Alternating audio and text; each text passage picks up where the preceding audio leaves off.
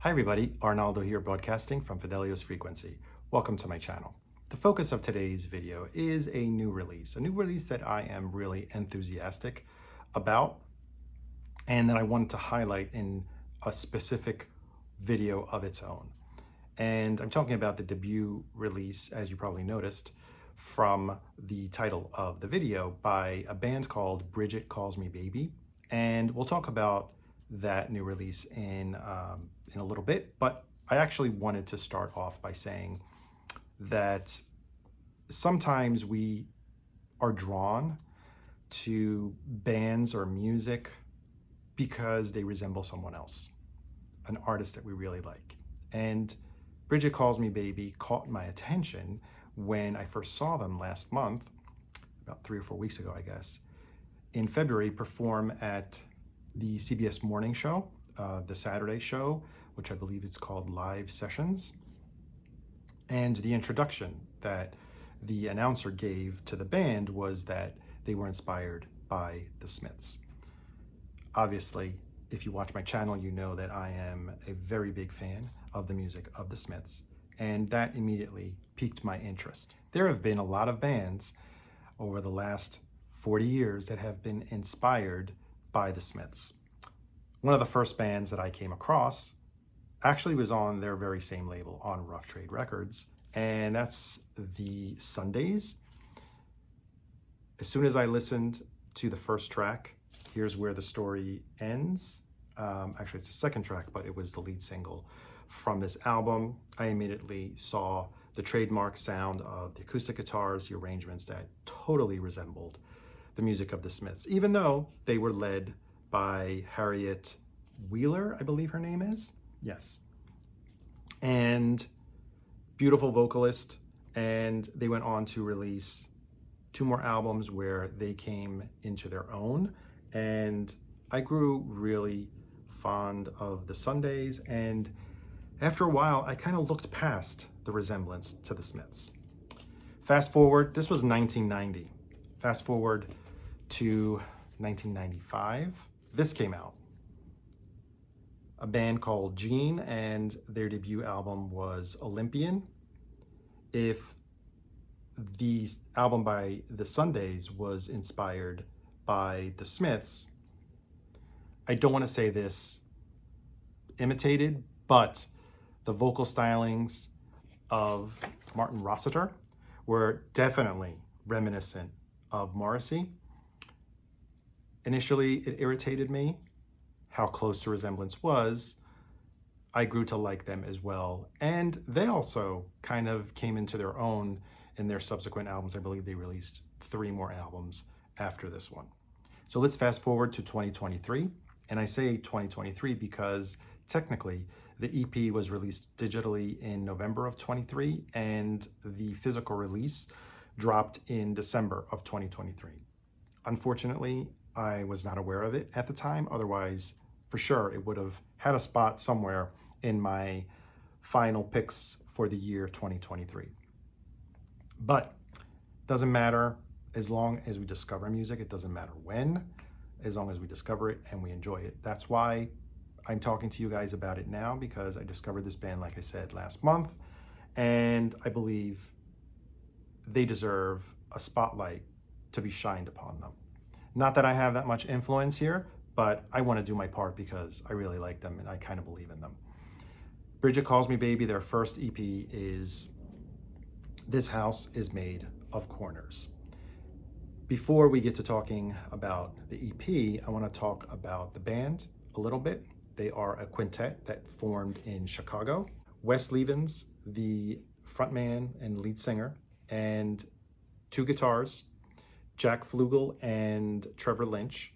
On bass, Devin Wessels, and on drums, Jeremy Benchish. Before they formed in Chicago, Wes Levens was born and raised in a small town in South Texas, I believe, Port Arthur, Texas. And growing up at his parents' house, he would listen to new wave music from the parents, namely the Cars. And at his grandparents' house, he was exposed to the music of Roy Orbison and Elvis. And His friends actually introduced him to the music of the Strokes and Radiohead. So that's a little bit of his music background. At 13, he starts playing guitar, writes his first songs, and has this calling towards music, feels that that is where he's destined to be. And while still in high school, he hears about a new Broadway show that is taking auditions, and it's about the history of Sun Records. He flies to New York, does the audition, and gets a part of Elvis, which he plays for about 6 months. He dropped out of high school and then moves to Chicago, where he meets his current bandmates. He gets involved with the Elvis biopic, the Baz Luhrmann movie, which came out in 2022. He's invited to help recreate some Elvis songs, and that's where he meets producer Dave Cobb. Dave Cobb's Grammy award-winning producer for Brandi Carlile, Sturgill Simpson, and most importantly, Jason Isbell. He's very impressed by Wes Levens and asks for some demos. Once he hears the demos, he decides that he wants to produce the 4 songs that are on this EP.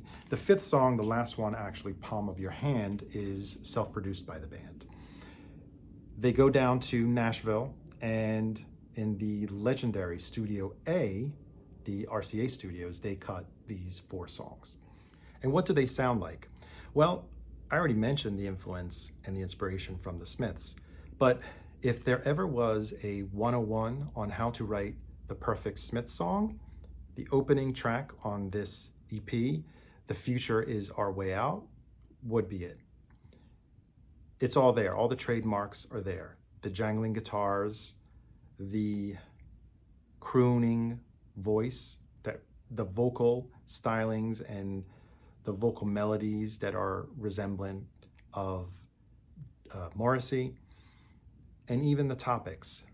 The fear of death, which is one of the fears that Wes Levens has been very outspoken about in his interviews, but also the hopes of a better life after death.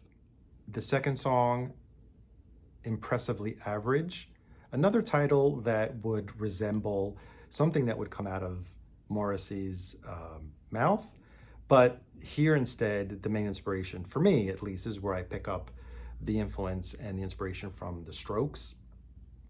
A song about self-loathing, about the high expectations from friends, potential lover, or family. But more importantly, this is where Wes Levens' voice soars. Before he was crooning on the previous song, here he shows his vocal abilities, and they are superior to Morrissey's, at least in terms of power as well as vocal range. Wes Levens is just flat out amazing. Next song is a love song, kind of a creepy love song, and it's called Eddie, My Love. And it's more a song about obsession and despair. And again, back on in Smith's territory, but more importantly, here is where you hear the most the influence of Roy Orbison. The last 2 songs on the EP, the first one, You Are Only Made of Dreams. And this is a story that's actually beautifully told. It's a sad story, actually.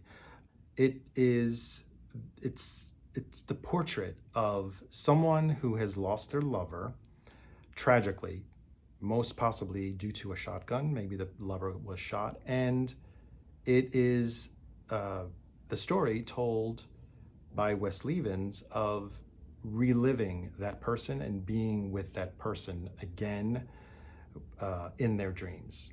And it's very melancholic, but very sweet and tender. And the closing track, Palm of Your Hand, is the track that was self-produced by the band, and you can tell that it has a different atmosphere. Actually, the first 4 songs, like I said, were recorded at Studio A in Nashville, and you can hear that retro atmosphere the 50s and 60s, kind of like the same atmosphere that you would hear on the Orville Peck record, Bronco. This song, the final song, Palm of Your Hand, reminds me a lot of a new wave band called Modern English, and in my opinion, it takes inspiration from their hit Melt With You, and also has a break, more of like a middle eight, that is taken almost from a song by the Smiths called, it's a B-side, Accept Yourself. And this is a song about longing for love, someone you have a crush on, and again, Wes Levens sings it beautifully. So I hope I piqued your interest in Brigitte Calls Me Baby, and you go check them out on YouTube or on your streaming platforms or your local record store. If you like what you saw, please consider subscribing to the channel. It's free, it does not cost you anything. And I guess that wraps it up for today, for this video, and I will see you on the next one. Thank you so much for watching. Bye.